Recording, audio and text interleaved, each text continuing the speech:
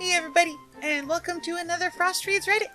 Today we have two more stories from r/entitled people that kinda proves that stupidity and money don't exactly go together very well. Also, it makes me wonder how there are people out there that think that this sort of thing is okay. Anyways, up first we have Entitled Relatives Are Trying to Steal From My Dying Grandfather, and it was posted by Coffee Fanatic. For some context, my grandfather is my dad's father.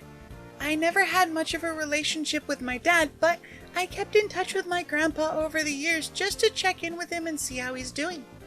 He's a Korean War veteran and at one point was a prominent member of his local American Legion up until he was too old and weak to attend their weekly meetings. I assume meetings because despite being a member, I have no idea what goes on there. Family members are honorary members and I get a new membership card each year in the mail.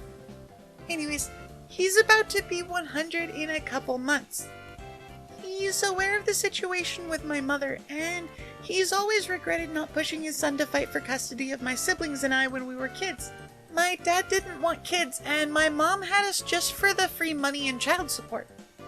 Recently, I got a call from my aunt who told me that my grandpa had fallen and broken his hip, and he caught COVID in the rehab center that has now progressed into pneumonia. My aunt calls me every so often and loves to gossip about the drama in her side of the family, but the drama is now revolving around my grandfather. Now, my grandfather had often met some shady characters at the American Legion, many of whom weren't even members, but their policy of never turning anyone away allowed for these people to come in hunting for an older person to take advantage of. One of these people had been taking advantage of my grandpa for several years, taking money directly from his bank account and even taking out loans in my grandfather's name. My grandfather would hear about it, but this jerk, Dave, would convince my grandpa that the money was going to a new business venture or whatever scam he was cooking up, and promised to pay my grandfather back. He was also arrested for unrelated fraud charges. He was taking advantage of other elderly people, and my grandfather never got that money back.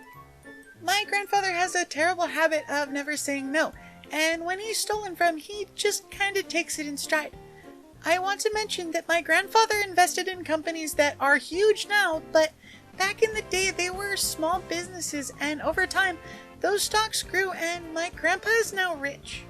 Rich to the point that he could lose a couple $100,000 and not even bat an eyelash. He was a very frugal man who never wasted anything and saved every penny he could to invest in those stocks. The issue I have now is that my grandfather's relatives were caught trying to break into my grandfather's house a few days ago.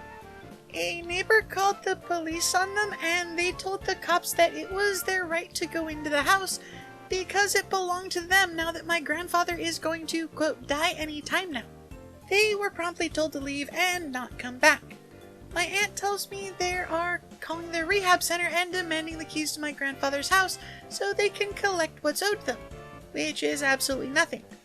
They are my grandfather's nephews, so they aren't inheriting anything.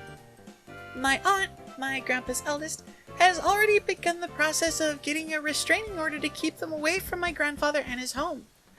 As much as I want to be optimistic, I know the chances of him beating pneumonia are very low given his age, but it burns me up to know that he isn't even passed and relatives are trying to steal from him. And in case you're wondering, no, I'm not inheriting anything and I'm 100% okay with that. Further note, my grandmother passed away 9 years ago. My grandfather isn't aware of anything going on as far as I know, and that's for the best. I don't think he can handle the added stress. I don't like these kind of people. It's okay, he's dying. It doesn't matter that he is a person. Let's just go fluffing Robin blind. People like this absolutely infuriate me, and it's a good thing that your aunt is starting the process of getting a restraining order to cut them off further. As for your grandpa, I hope he pulls through, but I'm also glad that you understand the difference between being optimistic and being blindly optimistic. Either way, personally my policy is pray for the best but prepare for the worst. Anyways, up next we have You're Supposed to Buy All the Items in the Wish Lists. And this is posted by Peregrina. This happened in the early 2000s.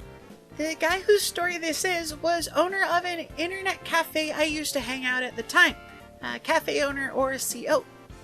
After several years of no contact, CO's extended family offered reconciliation, so he got invited to family events again like birthdays, hinting to bring expensive gifts. You get the picture. It was very clear they were in it for his money, but at least nobody came right out and asked him for cash. In late October or early November, the family mail started to include wish lists for Christmas. The lists included helpful links to online stores. Not only were the items already expensive, but buying through the links provided was about 50% more expensive than buying from Amazon and the like. Heading each list was a smartphone, but instead of buying through the link, CO used his business to buy from a wholesaler, then had an advertisement company print his company logo on them. That way he could deduct them from his taxes as advertisement expenses. CO's family did not like that. His uncle flat out told him that he was supposed to buy all of the items on the list and buy them through the links. And why, you might ask? For one, the items would be shipped directly, and on top of it, they would get a commission, which is likely why the items were so expensive. His uncle didn't tell the last part, of course. We found that out when taking a good look at the website that held the wish lists. Now, a word about how their family mail worked. All the family was CC'd, they simply added their pieces and then hit reply to all. For private conversations, they simply took CO's mail address off. His secondary mail address, they forgot or didn't associate with him. This way, he found out that he was supposed to be uninvited from the family Christmas once their little scam worked out. At this point, he vented to me and a couple other patrons present at his internet cafe. One of the guys said something along the lines of, book yourself a nice holiday and send them postcards saying have a good time. But CO couldn't close down his cafe during the holidays, as that was when he made a big chunk of his profits. Nevertheless, the remark gave me an idea. One of my internet friends was a crew member on the supply flights to bases in the Antarctic. My friend sent about 30 or 40 postcards in a large envelope. CO and I, as well as some other patrons, filled them out by hand. They then got sent back in the big envelope and to IF, who put them in the regular mail from Amundsen Scott South Pole Station. Aside from various pictures of the stations, often with polar lights overhead, there were pictures of the wildlife, mostly penguins, but also sea lions and all kinds of whales. The postcards arrived a few days before Christmas and the family mail exploded. One remark stood out to me. CO is wasting our money on a trip to Antarctica. All in all, they whipped each other into a frenzy and then planned to confront CO at his cafe and lay waste to the cafe if he didn't pay up. CO then called the police, who parked a patrol car right in front of the cafe with a couple policemen having an eye on things inside the cafe. The scene that developed when CO's uncle arrived was almost comical.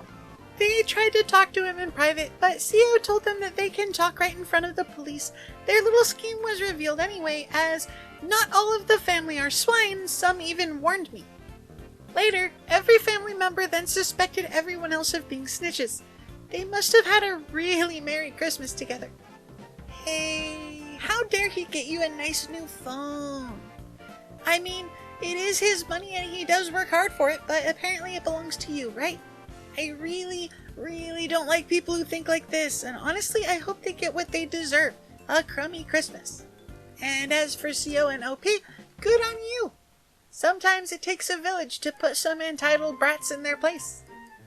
Anyways, that's it for this one. I hope you guys liked these stories, and if you want to tell me what you think about them, do so down in the comments below. I love hearing your guys' comments. But until next time, everybody, bye! Oh yeah, I want to show our patrons some love too because they're awesome. Their contributions help us to afford all the neat stuff we use to record. So thank you. And if you want to become a patron too, you can click the link down in the description. You'd really be helping the channel out, and you'd get a couple nifty goodies too. Anyways, if you made it this far in the video, then yay, you're amazing.